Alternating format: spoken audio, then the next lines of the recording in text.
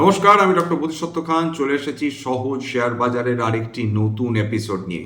প্রিয় বন্ধুরা, আশা করি সবাই ভালো আছেন এবং সুস্থ আছেন। যুদ্ধ শেষ করতে চাইলেও যুদ্ধ শেষ হতে চায় না। একদিকে ইরান, আমেরিকা, ইসরায়েল, অন্যদিকে ইউক্রেন, রাশিয়া বিগত 4 বছর ধরে এবং বিগত 24 ঘন্টায় যে ঘটনা ঘটেছে তার ফলে বিশ্ববাসী তথা বিশ্ব অর্থনীতি আবার নতুন সংকটের মুখে পড়তে চলেছে অথবা পড়ে গেছে, এ কথা বললে অত্যুক্তি হয় না। ইউক্রেন বিগত 24 ঘন্টার মধ্যে কয়েকশো ডেডলি ড্রোনস তারা রাশিয়ার উদ্দেশ্যে তারা ছুঁড়েছিল এবং তার কারণে রাশিয়ার 3টি major oil production units destroyed হয়ে গিয়েছে, ধ্বংস হয়ে গিয়েছে। এবং যেটা রয়টার্সের খবর, যেটা বিবিসির খবর, যে রাশিয়ার মোট এক্সপোর্টেবল অয়েল অর্থাৎ যে পরিমাণ তেল তারা বিদেশে রপ্তানি করে থাকে তার 40% নষ্ট হয়ে গিয়েছে বুধবার। 40%। এবং যে অয়েল ফিল্ডসগুলো টার্গেটেড হয়েছে সেগুলো ইউক্রেন থেকে কয়েকশো কিলোমিটার দূরে।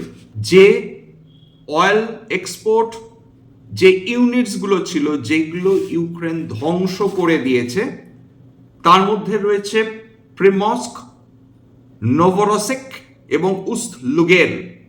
এর মধ্যে কয়েকটা ফিনল্যান্ডের কাছে অবস্থিত। এবং এই প্রসঙ্গে এস্তোনিয়া মতন দেশ তারা জানিয়েছে যে এই ধরনের ড্রোন আক্রমণের ফলে তাদের দেশও ক্ষতিগ্রস্ত হয়েছে।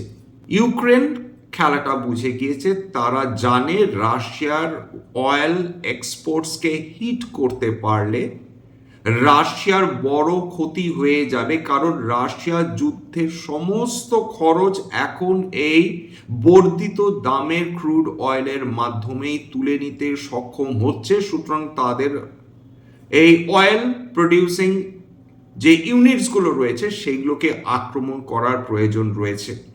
4 বছরের যুদ্ধে ইউক্রেন বিধ্বস্ত এবং ইরানের সঙ্গে চলা যুদ্ধের কারণে আমেরিকা তাদের নতুন করে ফান্ডিং বা নতুন করে অস্ত্র সরবরাহ করা বন্ধ করে দিয়েছে বা বন্ধ করে দিতে বাধ্য হয়েছে।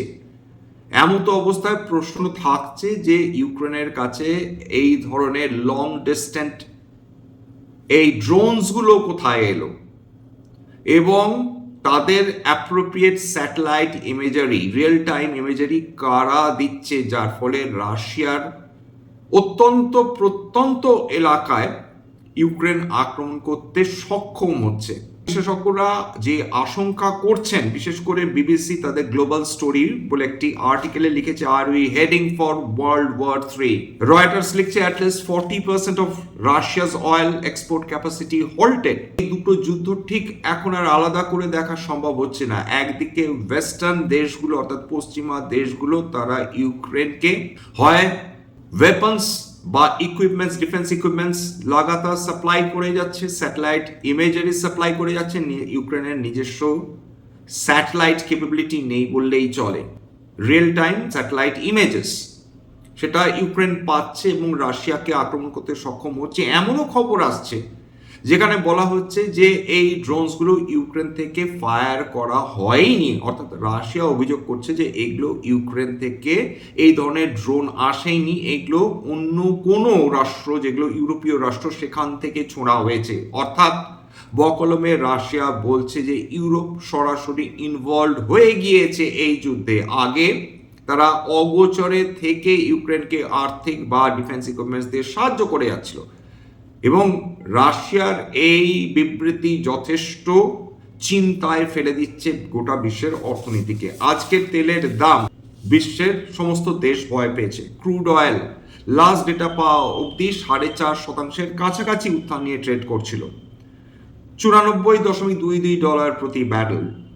ব্রেন্ট ক্রুড আবার $107 ওপর পৌঁছে গিয়েছে, সেটা 5% উত্থান।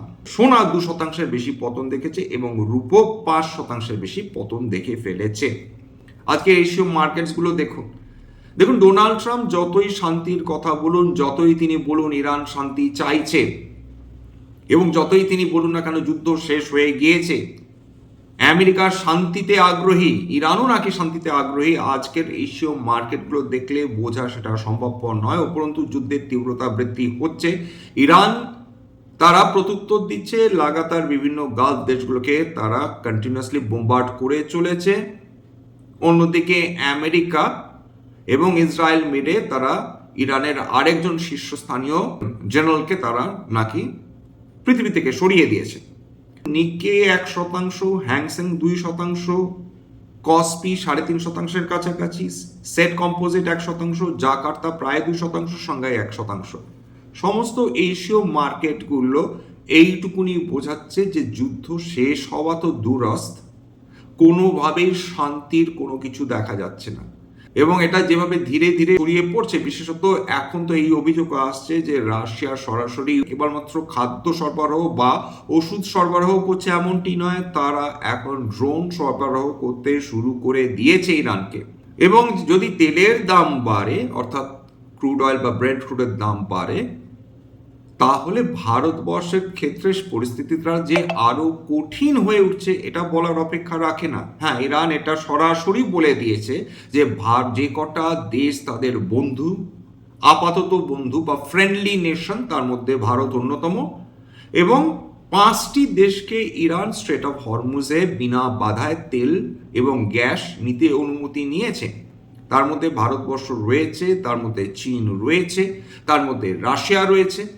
ভালো খবর, কিন্তু তেলের দাম যদি বাড়তে থাকে, সেক্ষেত্রে যতই আমরা তেল পাই না কেন মধ্যপ্রাচ্য থেকে বা আমেরিকা থেকে বা ব্রাজিল থেকে বা ভেনেজুয়েলা থেকে, বর্ধিত তেলের দাম আমাদের অর্থনীতিকে ক্ষতি করবে। এটা একটা ওয়ান অফ ইভেন্ট হিসাবে আমরা কি চালিয়ে দিতে পারবো, এটা একটা বড় প্রশ্ন কিন্তু রয়েই যাচ্ছে।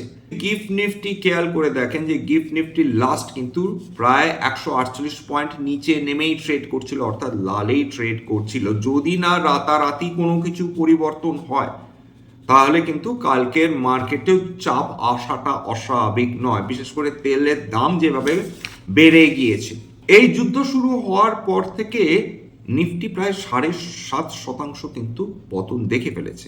ব্যাংক নিফটি সবচেয়ে বেশি ক্ষতিগ্রস্ত হয়েছে, প্রায় 11.3% পতন। মিড ক্যাপ স্মল ক্যাপ অবাক করা ঘটনা, শুনতে অবাক লাগবে, কিন্তু নিফটি 50 বা ব্যাংক নিফটি থেকে অনেক কম পতন দেখেছে। মিড ক্যাপ প্রায় 6.4% এবং স্মল ক্যাপ প্রায় 6.2% পতন দেখেছে। অর্থাৎ মিড ক্যাপ স্মল ক্যাপে যে পতন মানুষ প্রত্যাশা করেছিলেন তার থেকে অনেক কম পতন এসেছে। কমোডিটির দাম খেয়াল করে দেখুন, সোনার উপর দামে ধস নেমেছে বলা যেতে পারে যুদ্ধ শুরু হওয়ার পর।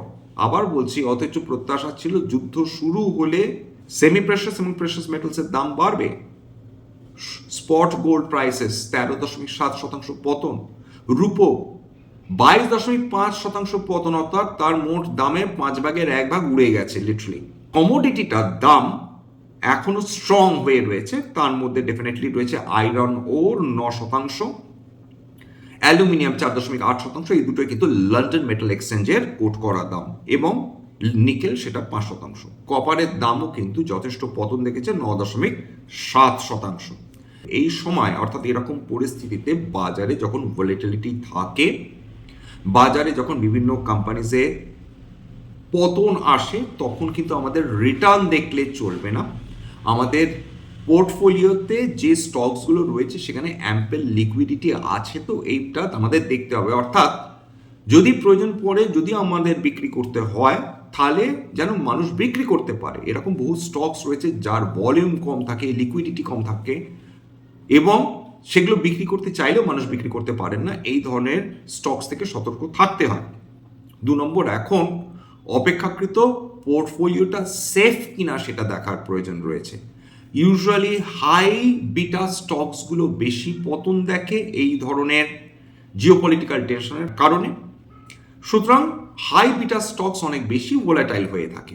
অপেক্ষাকৃত যেগুলো কম ভোলাটাইল স্টকস বা কম লো বিটা স্টকস, সেইগুলো কিন্তু বাজারে পোর্টফোলিওকে বর্তমান সময়ে একটা স্টেবিলিটি দিয়ে থাকে। ঠিক সেই কারণে mega cap companies, large cap companies, যেগুলো লো বিটা স্টকস, সেগুলো ইউজুয়ালি অপেক্ষাকৃতভাবে কম পতন দেখে বা কম ভোলেটাইল হয়ে থাকে। যদিও মানে মার্কেটে যদি পতনের তীব্রতা বাড়ে, সেক্ষেত্রে কি লার্জ ক্যাপ, কি মেগা ক্যাপ, কি স্মল ক্যাপ, সবই পতন দেখবে। তিনটে মেজর ঝুঁকি আমাদের ভারতীয় শেয়ার বাজারের জন্য রয়েছে বর্তমানে, এবং কোনোটাই ইগনোর করার মতন না। 1 নম্বর, আমাদের মাথার উপর আমেরিকান ট্যারিফ এখনো ঝুলে রয়েছে। ট্রাম্প, আপনারা জানেন যে নজর ঘোরাবার ব্যাপারে ওস্তাদ। যখন আমেরিকার সুপ্রিম কোর্ট বলল যে ট্রাম্পের বসানো বিভিন্ন যে ট্যারিফ রয়েছে বিশ্বের ওপর বা বিশ্বের বিভিন্ন দেশের ওপর বা বিভিন্ন ইনস্টিটিউশনসের ওপর, সেগুলো ইলিগাল, অবৈধ, তারপর তিনি চলে গেলেন সরাসরি যুদ্ধে। অর্থাৎ এইবার তিনি ইরানের সঙ্গে বর্তমানে যুদ্ধ করতে গিয়ে বুঝছেন যে রাশিয়ার যে অবস্থা হয়েছে ইউক্রেনের সঙ্গে যুদ্ধ করতে গিয়ে, আমেরিকার একই অবস্থা হয়ে চলেছে ইরানের সঙ্গে যুদ্ধ করতে গিয়ে। অর্থাৎ ইরানের যা ক্ষতি তো হচ্ছেই, কিন্তু আমেরিকারও বিলিয়নস অফ ডলার্স এর ফলে প্রত্যেক দিনের যুদ্ধে বেরিয়ে যাচ্ছে। সুতরাং নতুন করে তিনি যদি ট্যারিফের দিকে ঝুঁকে পড়েন, সেটা অবাক হওয়ার মতন কথা নয়। এবং ভারত যে সফট টার্গেট, এটাও বলা বাহুল্য। আর্টিফিশিয়াল ইন্টেলিজেন্সের ভীতি কিন্তু যায়নি। আর্টিফিশিয়াল ইন্টেলিজেন্স কেবলমাত্র ঢাকা পড়ে গেছে বর্তমানে যুদ্ধের কারণে। যুদ্ধ থামলে এআই এর ভীতি নতুন করে যে বেরিয়ে আসবে না, এরকম গ্যারেন্টি কিন্তু কেউ দিতে পারেন না। 3 নম্বর, তেলের দাম। তেলের দাম যা অবস্থা দাঁড়িয়েছে, যদি শান্তির কথা আসে, যদি যুদ্ধ একটু ঠান্ডা হয়, তেলের দাম কিছুটা কমবে। কিন্তু এখন বিশেষজ্ঞরা মনে করছেন যে তেলের দাম এই মুহূর্তে $80 থেকে $85 নিচে নামাটা খুব ডিফিকাল্ট। কেন? তার কারণ বলছেন যে বিশ্ব আতঙ্কিত হয়ে রয়েছে। বিশ্ব এখন যেটা চেষ্টা করছে যে তাদের স্ট্র্যাটেজিক অয়েল রিজার্ভ বা স্ট্র্যাটেজিক পেট্রোলিয়াম রিজার্ভ, এসপিআর, তারা যতখানি বৃদ্ধি করা সম্ভব তারা করবেন। অর্থাৎ তেল আগে কিনে রেখে স্টোর করবেন। কারণ কেউ জানে না কোথায় থেকে যুদ্ধ নতুন করে ইমার্জ করবে, কেউ জানে না কোথা থেকে নতুন করে অশান্তির সৃষ্টি হবে। নেক্সট কয়েক মাসে তেলের দাম একটা লেভেলে ট্রেড করতে পারে বলে বিশেষজ্ঞরা সেটাকে মনে করছেন। যে বাজার একের পর এক ধাক্কা খাচ্ছে, মাঝখানে কিছু শান্তির প্রস্তাব উঠলে বাজার ফিরে আসার চেষ্টা করছে, কিন্তু শান্তি আসছে না। যিনি স্ট্যান্ডার্ড ডিসক্লেমার, এটা কেবলমাত্র একটা এডুকেশন চ্যানেল। বাঙালি বিনিয়োগকারীদের ইনভেস্ট অ্যাওয়ারনেস বৃদ্ধির জন্য এখানে কোনো ধরনের কোনো শেয়ারে buy sell recommendation, suggestion, advice, এমনকি ইনফ্লুয়েন্স করার প্রচেষ্টা নেই। আমার কথা শুনে যদি কোনো অ্যাসেট বা কোনো শেয়ারসে বাই সেল সিদ্ধান্ত নেন, ক্ষতির মুখোমুখি হতে পারেন। সুতরাং সবসময় একজন সেবি রেজিস্টার্ড ইনভেস্টমেন্ট অ্যাডভাইসারের পরামর্শ নেওয়ার চেষ্টা করুন বা নিজের ডিউ ডিলিজেন্স করুন। সেক্ষেত্রে আপনারা উপকৃত হলেও হতে পারেন। সবশেষে যেটা বলি, যদি এই ধরনের এপিসোড আপনাদের ভালো লাগে, প্লিজ একটা লাইক দেবেন, প্লিজ সাবস্ক্রাইব করবেন। যদি সত্যিই মনে হয় আমার বাঙালি ভাই বোনদের জীবনে একটুখানি ভ্যালু অ্যাড করতে পেরেছি, প্লিজ নিজের গ্রুপে শেয়ার করে দেওয়ার চেষ্টা করবেন। আজকের জন্য নমস্কার।